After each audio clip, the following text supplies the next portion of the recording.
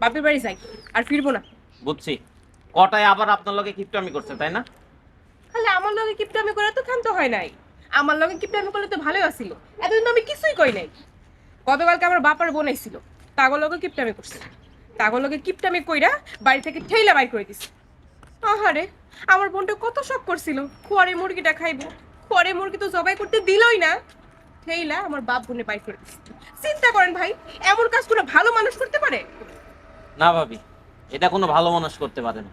কিন্তু আমার বন্ধু কটায় মানে আপনার স্বামী, ওই ঠিকই এটা করতে পারে। কারণ এলাকার সবাই জানে যে ও একটা কিপটা।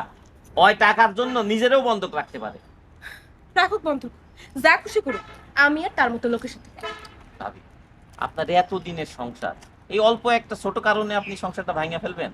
এখন যদি আপনি সংসার ভাঙা বাপের বাড়িতে যান, তাহলে ওইখানে আপনার কথা শুনতে হইব না? তাছে আমি বলতেছি যে কটাইরে একটা উচিত শিক্ষা দেন। আমি দেবো তার শিক্ষা?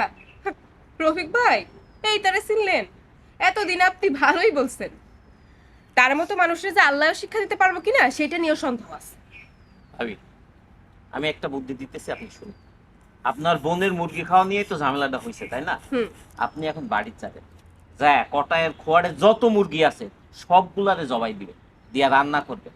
আর বাড়িতে চাল ডাল লবণ আছে না, তেল নুন সব আছে তো, আপনি ওইগুলা সব ইচ্ছা মতো রান্না করবেন, কইরা ফালাই দিবেন।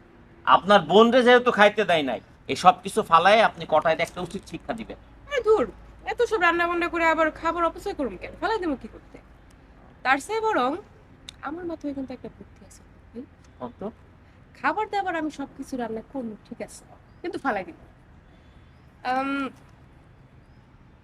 আম, হ্যাঁ, চলে এসছে, চলে এসছে। Ready, camera, roll. ছাই না।